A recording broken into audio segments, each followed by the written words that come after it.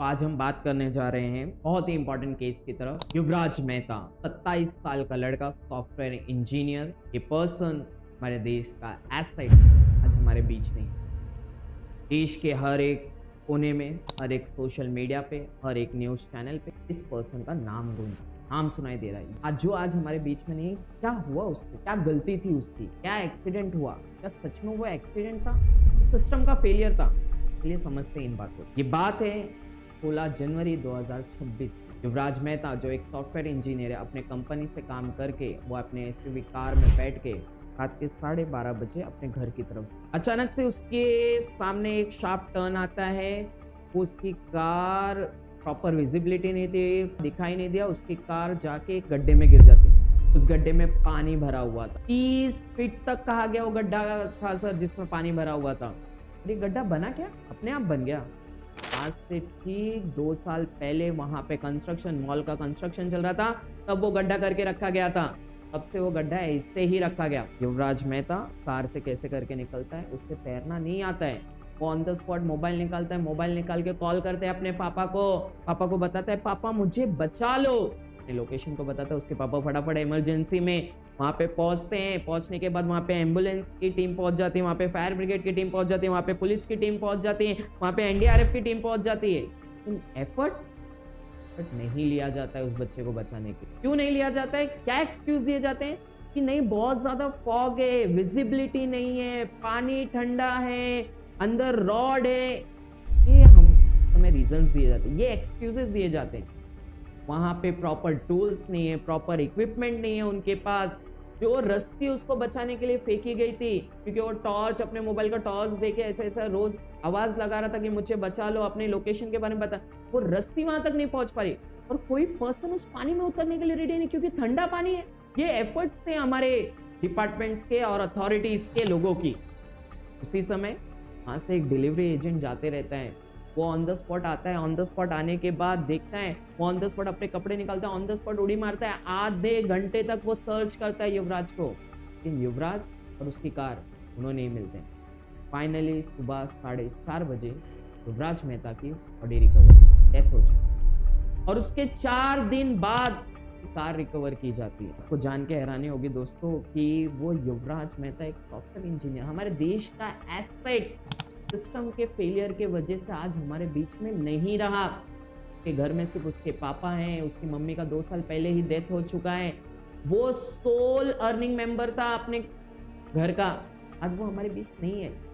अब यहाँ पे एक सवाल उठता है, हमारे सिस्टम पे सवाल उठता है, हमारे अथॉरिटी पे सवाल उठता है कि क्यों, आखिर क्यों एक्शन क्यों नहीं लिया गया? एक्सीडेंट से पहले 10 दिन पहले वहां पे एक ट्रक का भी सेम एक्सीडेंट हुआ था, लेकिन उस समय उस ट्रक ड्राइवर को बचा लिया गया था। उसकी नसीब अच्छी थी, युवराज मेहता की नहीं अच्छी। क्यों? क्योंकि हमारे अथॉरिटीज के पास प्रॉपर इक्विपमेंट नहीं है, प्रॉपर टूल्स नहीं है। तो क्या फायदा? हमारे सामने एक सवाल है। हम कहते हैं हमारा इंडिया 4 ट्रिलियन इकोनॉमी बनने जा रहा है, वर्ल्ड के 4th लार्जेस्ट इकोनॉमी है। इन सारे चीजों का क्या फायदा जब हम हमारे देश के एक एसेट को बचा नहीं पाए? सिस्टम क्या फेलियर है सर? ये हमारे सामने बहुत सारे सवाल खड़ा करता है। आज वहां पे बैरिकेड्स लगा दिए गए, आज वहां पे लिखा है सेफ्टी के बारे में बात हो रही है।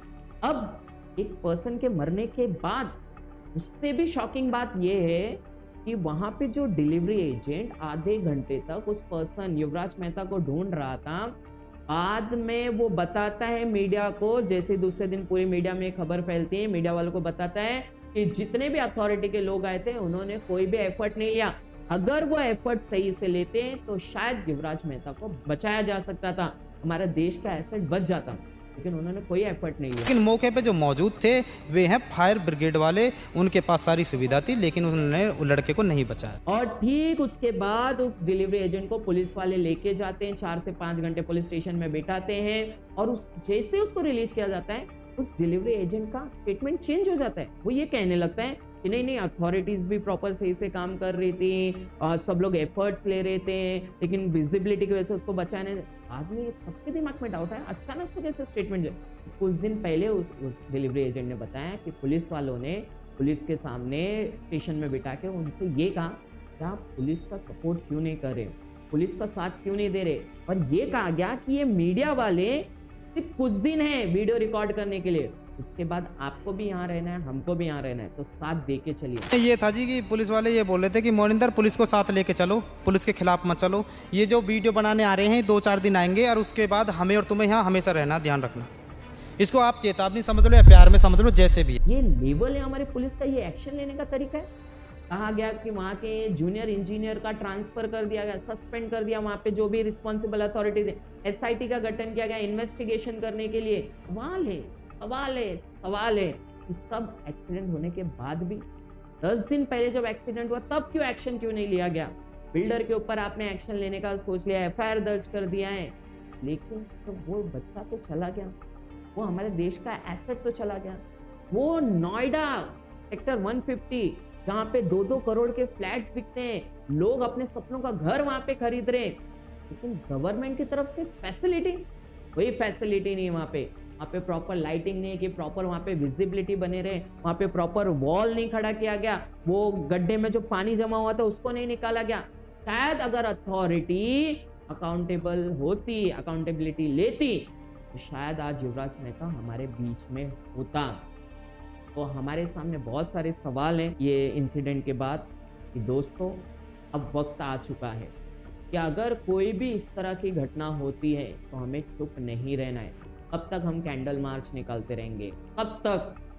ज़रूरत है कि इनके ऊपर प्रेशर बनाया जाए ताकि फिर कभी हमारे बीच राज मेहता जैसा देश का ब्राइट फ्यूचर सिस्टम के फेलियर की वजह से हमारे बीच से चला ना जाए। हमारे देश ने एक होनहार लड़के को खो दिया, तो सिस्टम से सवाल है, सिस्टम पे प्रेशर बनाइए कि दोबारा इस तरह की चीज़ें ना हो। मिलते हैं आपसे नेक्स्ट लेक्चर में, तब तक अपना ख्याल रखिए।